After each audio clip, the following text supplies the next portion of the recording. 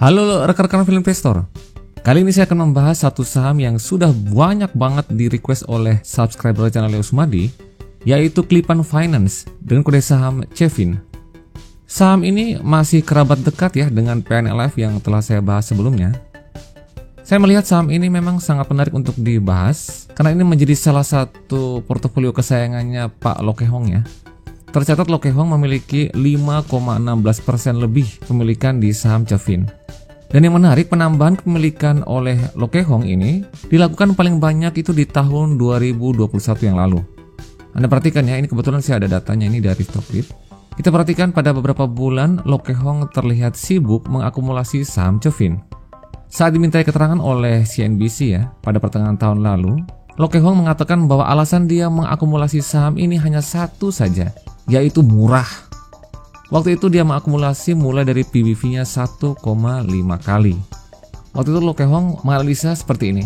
CEFIN ini sebenarnya mempunyai aset yang sangat besar dan dibackingi oleh induknya Bank Panin yang merupakan salah satu bank terbesar di tanah air. Jadi menurut beliau, PBV 1,5 kali itu tidak pantas untuk saham seperti CEFIN ini yang setelah saya analisa juga memiliki kinerja cukup baik dan juga memiliki kinerja histori yang cukup bagus sebenarnya sebelum pandemi. Nanti saya akan menjelaskan lebih lanjut tentang ini. Termasuk saya penasaran juga apa sih sebenarnya kelebihan lain dari saham CEFIN ini yang membuat Loke Hong tertarik untuk mengakumulasinya. Faktor-faktor apa saja yang dapat menjadikan saham CEFIN ini menjadi bagger. Maka dari itu simak sampai habis video ini karena saya sangat amat yakin masih akan ada banyak informasi yang pasti patut Anda ketahui seputar Clifton Finance. Tapi ingat, disclaimer on, jangan Anda membeli saham hanya karena Anda menonton video ini. Pastikan Anda sudah mempunyai preferensi yang tepat sesuai dengan profil resiko yang bisa Anda terima. Dan perlu saya ingatkan bagi Anda yang belum subscribe, ada baiknya untuk Anda subscribe dulu channel ini dan nyalakan belnya, supaya Anda tidak ketinggalan berita-berita terupdate seputar saham-saham yang berkualitas fundamental bagus tetapi murah.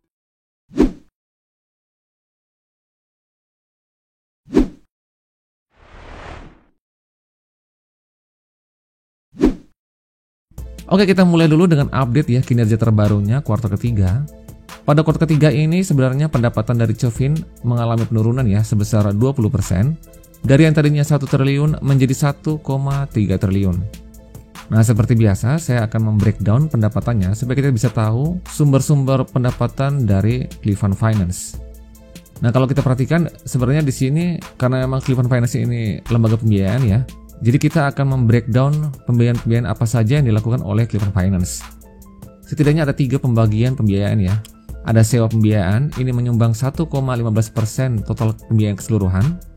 Oh ya, sebelumnya ini total pembiayaan keseluruhan ini ada 3, ini sudah saya totalkan ya. Jumlahnya itu sebesar 780 miliar sekian. Nah, tadi kan sewa pembiayaan itu 1,15% ya, presentasinya dari total keseluruhan pembiayaan ini. Lalu untuk pembiayaan konsumen ini yang paling besar ya, sebesar 98% dari total pembiayaan secara keseluruhan. Dan yang terakhir yang paling kecil ini ada anjak piutang itu 0,85%. Jadi memang sebagian besar total kelolaan dana dari Clifton Finance ini digunakan untuk pembiayaan konsumen. Nah, pembiayaan konsumen yang dimaksud di sini ini sebenarnya pembiayaan retail untuk kendaraan bermotor ya, khususnya untuk mobil yang paling terbesar. Dan di sini ada data tentang komposisi pembiayaan untuk pembiayaan konsumen itu ya, yang 98% tadi. Kita perhatikan ya, ternyata sampai dengan kuartal ketiga ini, sebanyak 70% total kelolaan dana pembiayaan yang dilakukan oleh Clifton Finance ini, sebagian besar digunakan untuk pembiayaan mobil bekas. Lalu 20%-nya untuk mobil baru, dan 11%-nya itu untuk modal kerja ya.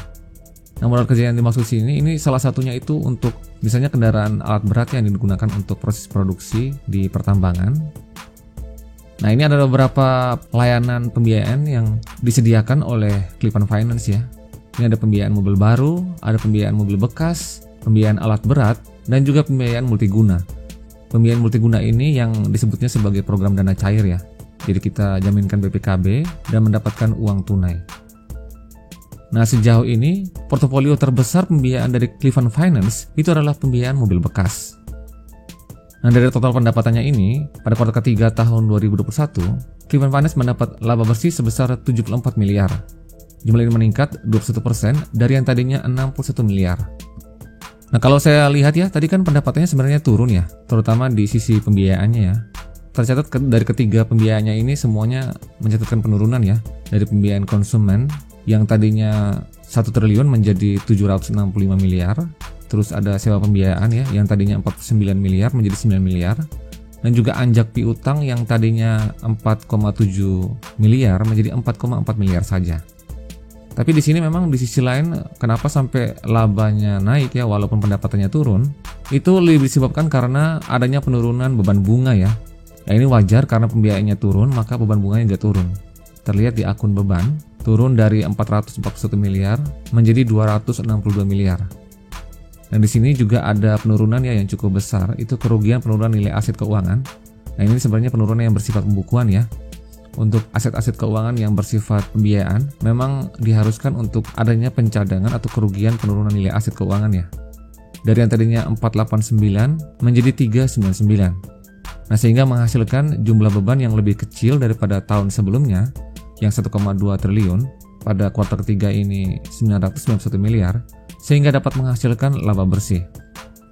Nah, di sini di sisi lain saya juga ingin mensoroti ada satu akun pendapatan yang cukup menarik perhatian saya, yaitu pendapatan lain-lain ya. Ini kalau di lembaga pembiayaan hal ini lumrah terjadi ya.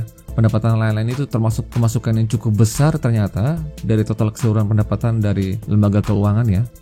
Dan di sini di bagian lain ke laporan keuangannya dirincikan ya, pendapatan lain-lain itu berasal dari ini pendapatan jasa administrasi ya, pembiayaan konsumen itu 71 miliar. Lalu ada juga penerimaan kembali piutang yang dihapus bukukan itu 82 miliar. Dan untuk denda penghentian kontrak ya, ini cukup besar, ini 27 miliar. Lalu untuk provisi ya, untuk kita setiap kali kita mengambil kredit itu ada provisinya yang dibawakan kepada konsumen ya, 22 miliar, jumlah yang cukup besar juga. Lalu yang menarik di sini juga ada pembayaran denda keterlambatan ya, 46 miliar. Jadi total keseluruhannya itu 261 miliar. Yang menarik di sini, jumlah ini meningkat ya dari tahun sebelumnya yang sebesar 193 miliar.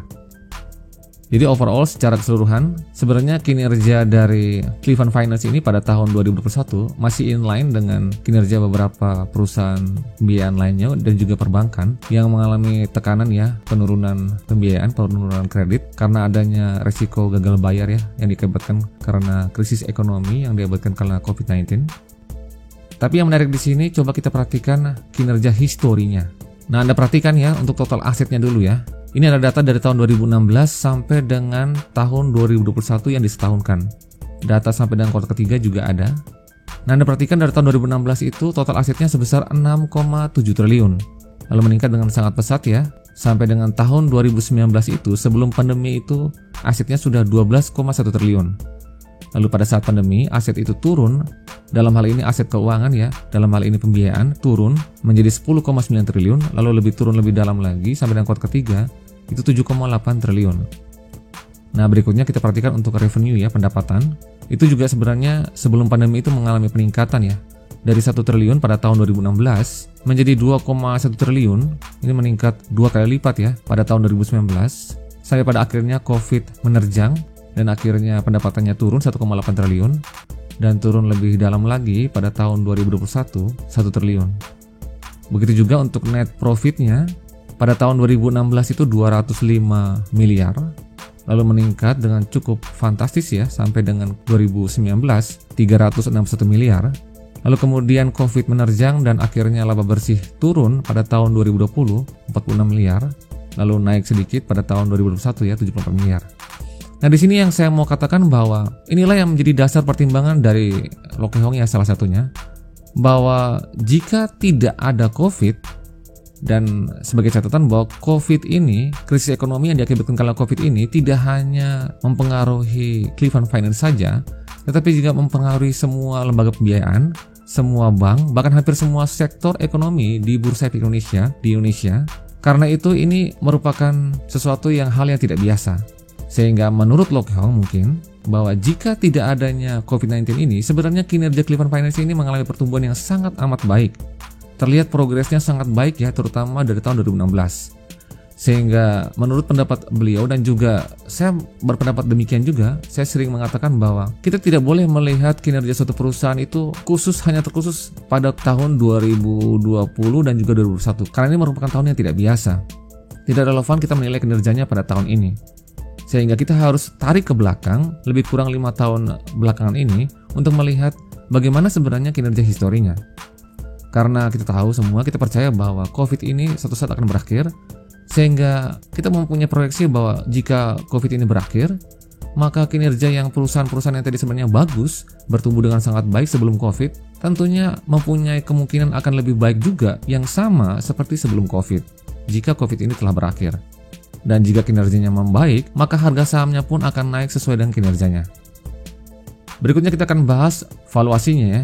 Saat ini Cevin ini sudah murah atau masih mahal? Kita perhatikan seperti biasa, ini adalah data PBV dari Cleveland Finance selama 10 tahun terakhir.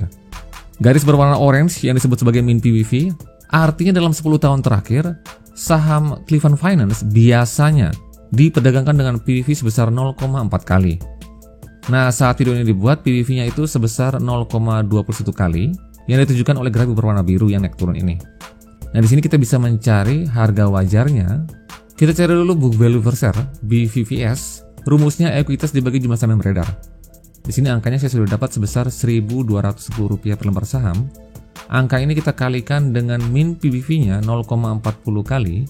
Kita dapat harga wajarnya sebesar Rp484 per lembar saham.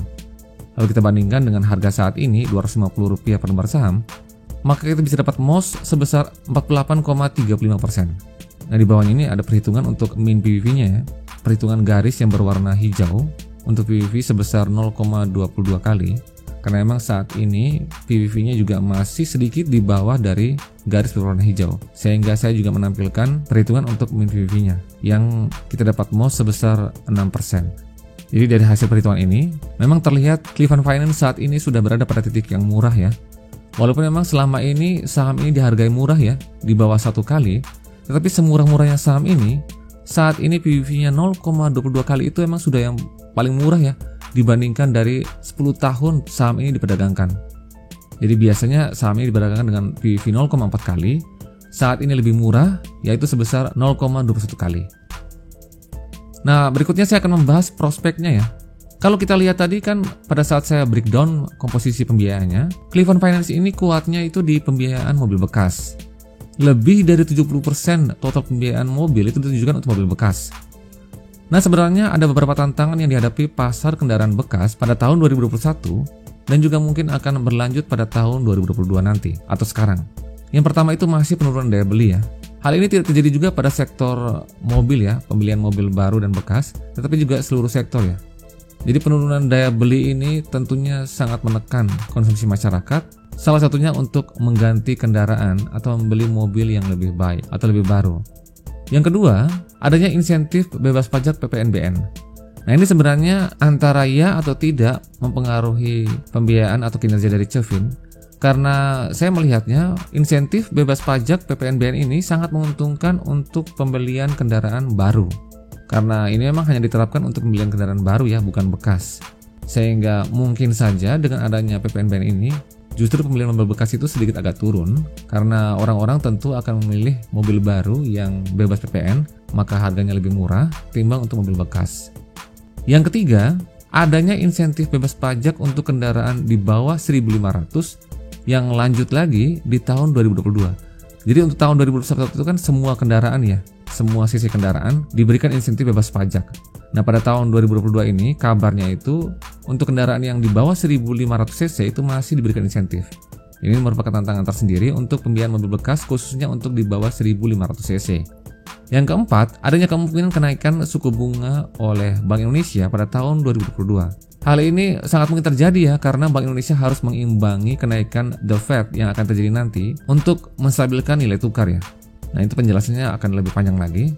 Jadi biasanya memang ketika The Fed menaikkan suku bunga, harusnya BI juga mengimbangi dengan kenaikan suku bunga supaya tidak terjadi spread yang cukup besar antara suku bunga di dalam negeri dan juga suku bunga The Fed.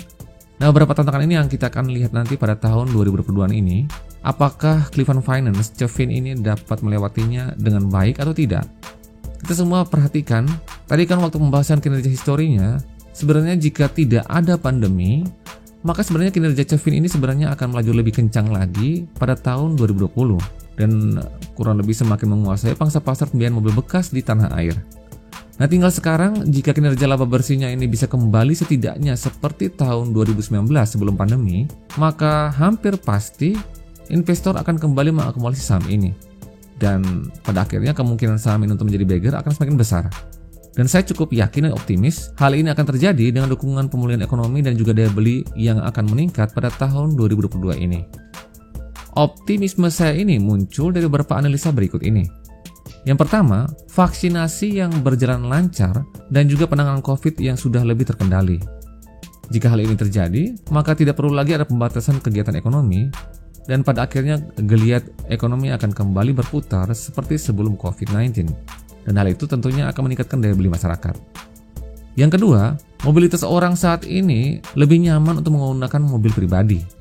Jadi sebenarnya dalam tanda kutip dengan adanya COVID ini, mungkin saja ada sedikit pergeseran kebiasaan dari masyarakat yang tadinya menggunakan kendaraan umum, memilih untuk menggunakan kendaraan pribadi yang lebih secure ya, yang lebih aman, yang lebih gampang untuk dibersihkan atau diamankan dari berbagai ketakutan ya yang terjadi di luar, salah satunya untuk COVID-19 ini, sehingga keinginan orang untuk membeli mobil baru ataupun mobil bekas akan meningkat. Yang ketiga, adanya peraturan rendah emisi untuk kendaraan roda 2 dan roda 4. Nah, peraturan ini pastinya akan mendorong untuk orang beralih dari yang tadinya mobilnya itu boros emisi, beralih atau mencari mobil yang lebih rendah emisi. Yang keempat, dari perkembangan terbaru ya, sudah terlihat adanya perbaikan pembiayaan mobil bekas untuk Clifton Finance ini sampai dengan bulan November. Dari yang tadinya 1,17 triliun ya pada kuartal ketiga tahun 2020, menjadi 1,25 triliun ya sampai dengan November tahun 2021 yang lalu. Nah, hal ini menandakan perbaikan kinerja menuju yang lebih baik ya, menuju ke sebelum COVID itu sudah on track. Sehingga jika skenario ini terjadi, kinerja dari Cofin ini akan kembali sebelum COVID-19 ini, khususnya pada tahun 2019, maka peluang sahamnya akan naik mengikuti kinerjanya pasti akan semakin besar. Setidaknya akan lebih sedikit mudah untuk memproyeksi pertumbuhan kinerja sebuah perusahaan yang secara histori dulunya itu pernah punya rekam jejak yang baik, ketimbang sebuah perusahaan yang belum punya rekam jejak baik dan seumur hidupnya tuh hanya jual janji saja, hanya rugi seperti Bukalapak. Oke, sekian dulu informasi kali ini. Semoga bermanfaat. Terima kasih. Salam Value Investor.